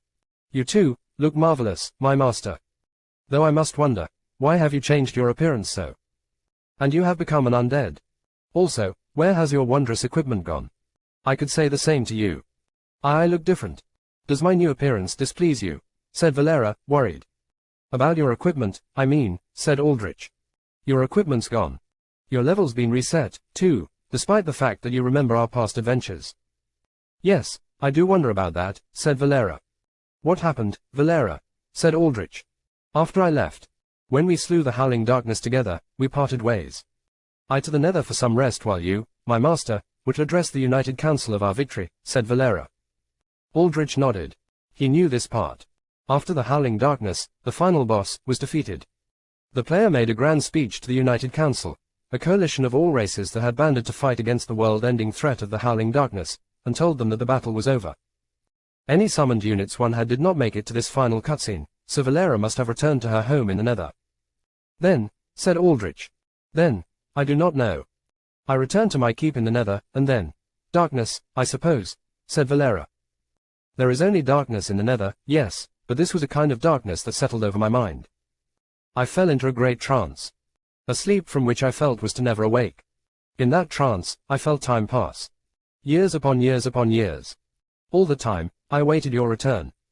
When you did not return, I believed that you had also fallen into this dark sleep just like me, and sir, I awaited your awakening, for I knew you would never betray me, my dear master. I knew one day, you would awaken and call out to me. In the meanwhile, I dreamed of our adventures. Our past struggles. And then I dreamed of our reunion. Valera's voice cracked as single tears welled up in the corners of her eyes. However, she did not let them fall, for she had her pride as a warrior. For years and years, I dreamed of us being together. I'm sorry, Valera, said Aldrich as he knelt down and put a hand on her shoulder. I was away, too. But we're together now. Yes, said Valera as she nodded. She smiled at Aldrich. Yes, we are. I do not know why we have returned to this level of weakness, but I do not care how weak we start, that only means we have even more chances to grow stronger together. And I know this. I will never, ever let you go again. Her smile grew wider, almost impossibly wide, her large, vampiric fangs showing. And anyone that dares to drive us apart, I will rip and tear their flesh from their bones, then I will scatter their bones to dust, and the lament of their women and cries of their children shall be music to my ears. Well, at the very least, Valera seemed absolutely loyal to Aldrich. Nice to see that you still have your fighting spirit, said Aldrich.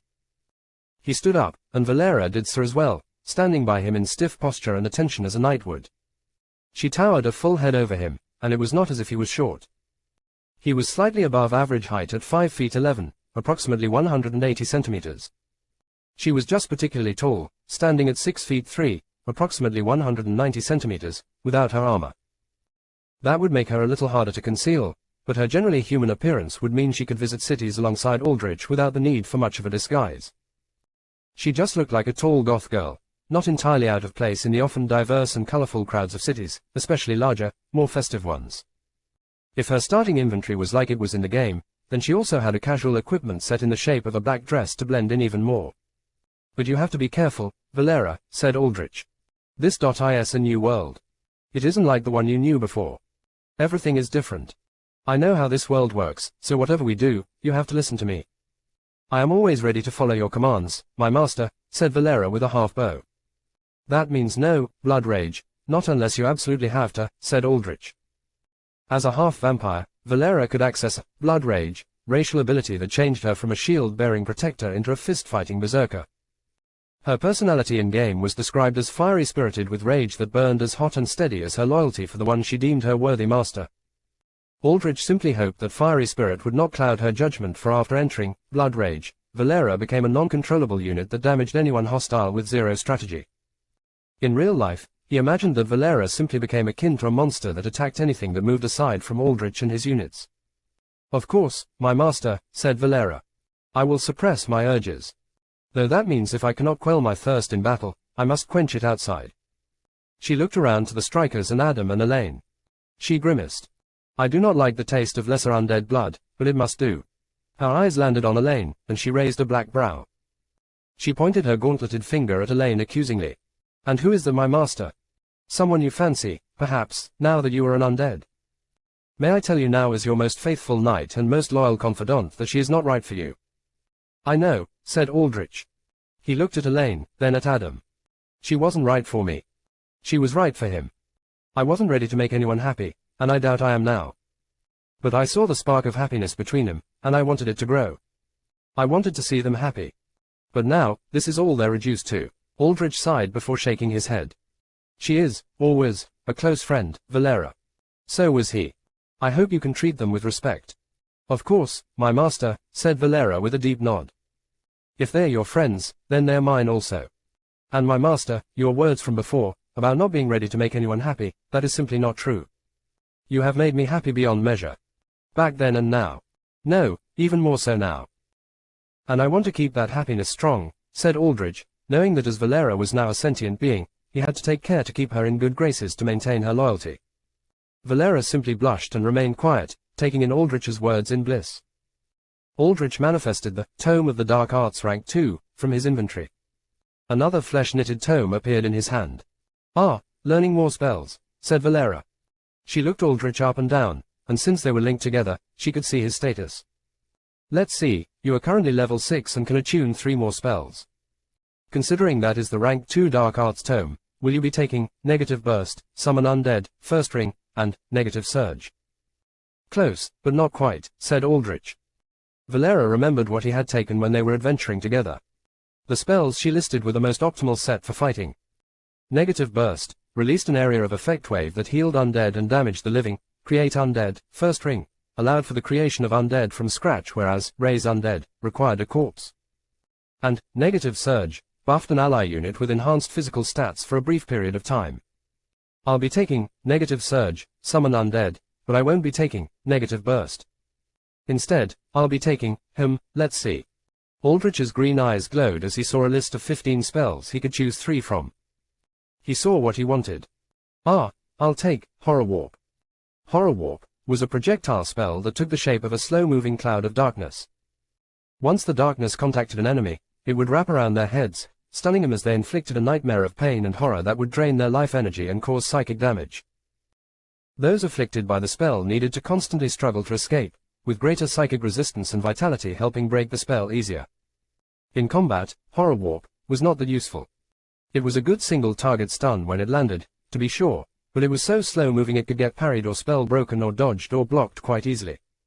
Horror Warp, said Valera, slightly confused. Are you sure, my master? It is not as effective in the battlefield as Negative Burst, which can heal all your undead and drive back the foul living from harming you. Like I said, Valera, this world is different. The battlefield isn't all there is to it. There's much more I'll have to do. Like interrogation. And there's nothing like horror and pain to break a man to speak. Ah, that is true, said Valera casually. I was no torturer, but I do know how to strike to hurt, not to kill. I can help with the torture, too, she continued enthusiastically. When the time comes for it, I'll consult your expertise, said Aldrich with a smile, her enthusiasm leeching onto him. Super Necromancer System Chapter 20, Bonus, Getting Ready. We have to leave this place soon, said Aldrich. He gave a lingering look at the sign he had inscribed. He could not stay here even if it meant abandoning the sign and the safety of the Nexus. There would be investigations about Ghost's death soon enough, and this part of the Variant Forest was shallow enough that search parties would roam here. For the next several days at least, Aldrich needed to vacate this place. That meant no easy access to the Nexus. No quick refills on his restoration flask, and access to crafting. Not until he got another sign which he would get upon completing the first trial quest. You three, Aldrich clapped his hands and commanded the strikers. Scatter some of Ghost's remains here and there. Litter this place with your tracks and claw marks. Like this, Aldrich could ensure that anybody that found this place and Ghost's remains would just think he had died to variants. There would be no additional line of investigation past that. Beyond that, Aldrich had to think about where he wanted to go now. There was no way he was going back to Blackwater, what with being supposed to be dead and all. The answer was Haven City. There, he would find more information about Seth Solar and his gang. And at least in Haven, a city of 300,000, he could find anonymity. There, he could wait and gather information while hunting and leveling in the Variant Forest outside its walls. Wait until Seth Solar and the rest of his dwindling crew came by on their weekend party nights where he could pick him out in the city, away from the security of Blackwater. The issue was getting to Haven. Aldrich picked up Ghost's bag and tore it open, trying to find anything useful. He found packs of pills and used syringes, and these, he tossed away. What was useful was Ghost's iPhone. The only problem was that it was locked to Ghost's fingerprints, and Aldrich had not raised the man as an undead, nor would he have deemed that scum to be fit by his side. But he had an idea. He snapped his finger. Here, boy, he waved the strikers over, and the massive, tusked wolf creatures came to his side. I have never seen monsters like these, said Valera in wonder. They looked to be dire wolves, and yet, they possessed tusks like great boars. And their eyes seemed to belong to squids. We truly are in a different world. You'll see things a lot stranger than this, trust me, said Aldrich. He knelt down and pointed at the ground. Vomit out Ghost's fingers if you can. The strikers all heaved their chests. Two of the strikers dry heaved out a pile of bloody and mulchy human meat mess, but one of them managed to throw up a few intact fingers. Perfect, said Aldrich as he patted the striker on the head.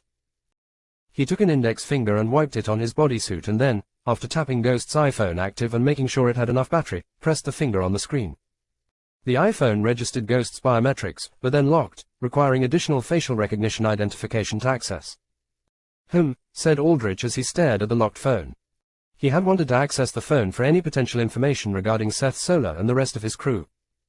Maybe even use Ghost's credits to access a high-end taxi service that could pass through security checks, but it looked like those options were not up for grabs yet.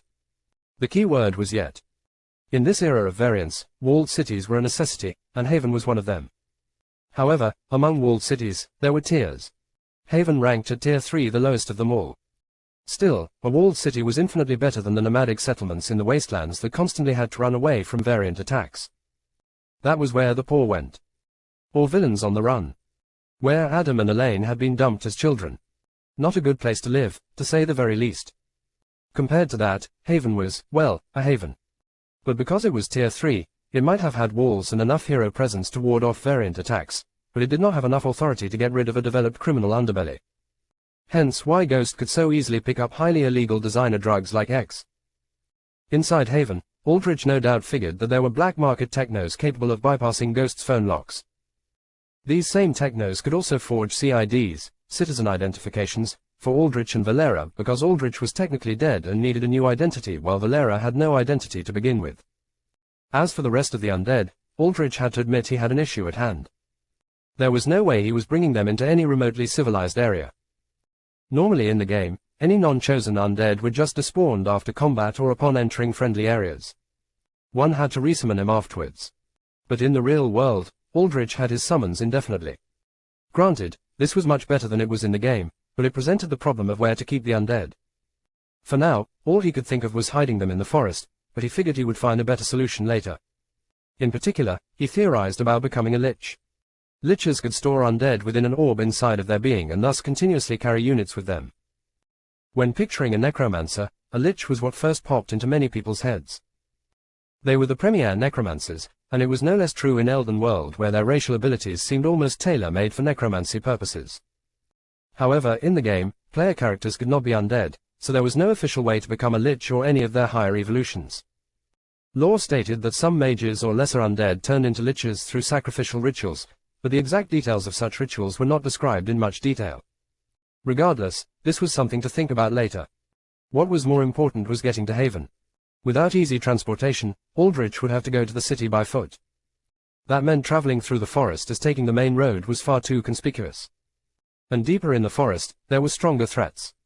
Most variants were at the E to D rank in the forest, but there were some reports of C rank variants moving about. The difference between E and D was not much, but the gap between D and C was highly noticeable. In a one-on-one battle, Aldrich would lose against a C rank variant 9 times out of 10, even if said variant had a disadvantage against Aldrich such as, say, a reliance on poison he was immune to. The sheer physical stats of a C rank variant were just too overwhelming. A C rank variant could go toe-to-toe with heavy battle tanks with sheer physical stats alone. One punch from them would pulp Aldrich into paste, especially with his poor health pool. But Aldrich now had Valera, whose class and stats were entirely specialized towards taking hits and dishing him back out. He could challenge a C rank variant if he played his cards right. "What is that?" said Valera as she peered down at the iPhone. "This," said Aldrich.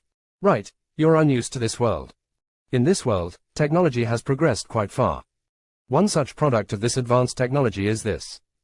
If I had to explain it to you, it's essentially a communication spell, information scroll, and recording crystal all combined into one." "Impressive," said Valera as she held her hand out. Aldrich gave her the phone, and she squinted as she looked at it, turning it sideways and upside down like she was a 100-year-old grandma who had no idea how to operate tech. "How do you use this artifact?" "It's called an iPhone," said Aldrich. "And we can't use it. It was locked to someone I killed.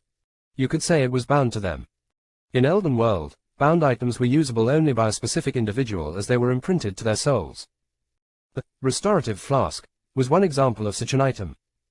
This little thing can cast communications, contain information, record events, and even bind to souls.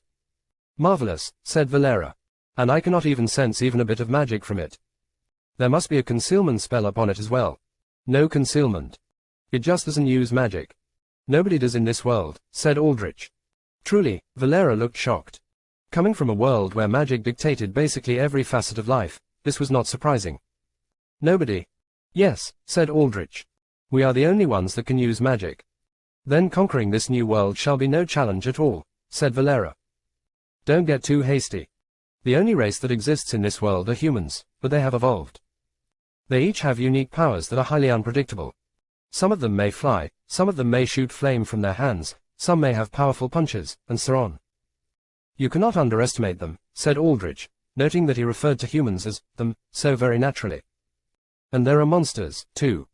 Monsters called variants that may not use magic but will have powers that can match it. These dog-like monsters are variants, but the term variant is broad. The power level of a variant can range broadly.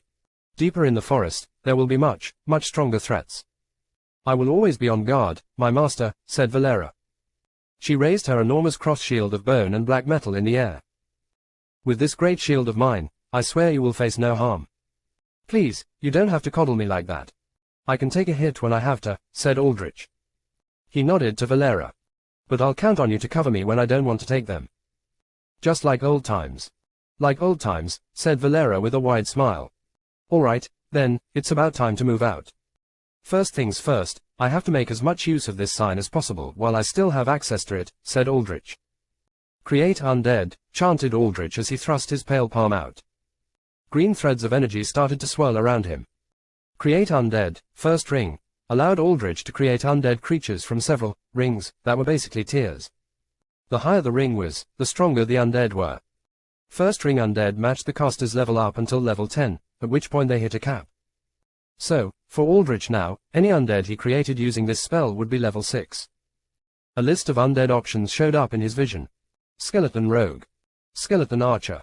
Zombie Brute. Evil AA. Ghast. Aldrich created a Skeleton Archer. He saw as a shower of green particulates gathered in front of him, forming the silhouette of a skeleton. The bright green energy dimmed, showing off a fully formed animated skeleton standing at around his own height. It was dressed in a cloak and loincloth of tattered brown leathers that gave it a ragged, deteriorated look.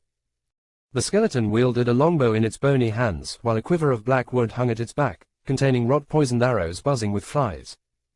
Skeleton archers could use the skill known as Dead Eye, that allowed them to make a shot with heavily enhanced accuracy and critical strike chance after a small channel.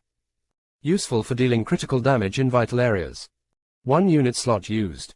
Unit limit, 5/8 greater than 6/8. -10 mana. -10 health. HP, 45/45 greater than 35/45. Mana, 59/69. Aldrich winced at the sizable cost of creating undead. Created undead were generally far more reliable than raising them since the caster always knew what their created undead were capable of. But because they were created out of nothing instead of an existing grave, they cost much more than raising existing corpses. Aldrich intended on using the sign one more time to just get a free full heal after spending his health and mana creating undead. Create undead, repeated Aldrich. He chose the Skeleton Rogue this time for it had the highest burst damage out of all the summons and functioned particularly well when there were a lot of distractions to cover it. A skeleton with a hunched back and low center of gravity formed. It held twin curved daggers in its hands. It was dressed in black robes, had a long black bandana wrapped around its skull, and a cloak that seemed to meld with the darkness around it, showcasing that it possessed Shade Walk. A stealth skill that made it temporarily invisible until its first strike. 1 unit slot used. Unit capacity, 6/8 greater than 7/8. -10 mana. -10 health. HP, 35/45 greater than 25/45. Mana, 59/69 greater than 49/69. Aldrich chose these 2 units because combined with the Strikers and Valera, he had enough frontline distractions and protection. He needed some more burst and range damage. As for the last undead. Create undead, said Aldrich for the last time. This time, bones did not form from green particles, but instead a large floating eyeball the size of a basketball. The eyeball possessed a glowing yellow sclera with wide black pupils that darted about curiously. A large pink, fleshy optical nerve trailed behind it like a tail. An aura of smoky darkness flitted around the eyeball, constantly making it see-through. 1 unit slot used. Unit capacity, 7/8 greater than 8/8. -10 mana. -10 health. HP, 25/45 greater than 15/45. Mana, 49/69 greater than 39/69. This was the Evil AA. It was not a zombie or skeleton, but a spirit, for necromancers could also call upon restless souls. It had no combat ability, but it did have incredible eyesight and permanent stealth. As far as Aldrich knew, nothing in this world could counter magical stealth, but he still needed to experiment to be certain of this. Regardless of that, having the Evil AA as a forward scout would be highly useful going deeper into the variant forest where unknown threats lay. All done, said Aldrich. Valera walked over to each new undead he had summoned and inspected them up and down. She tapped the skeleton archer and rogue on their skulls. The skeletons did not really think or have any will, so they just got bonked and stood there. Good bones on you too, said Valera.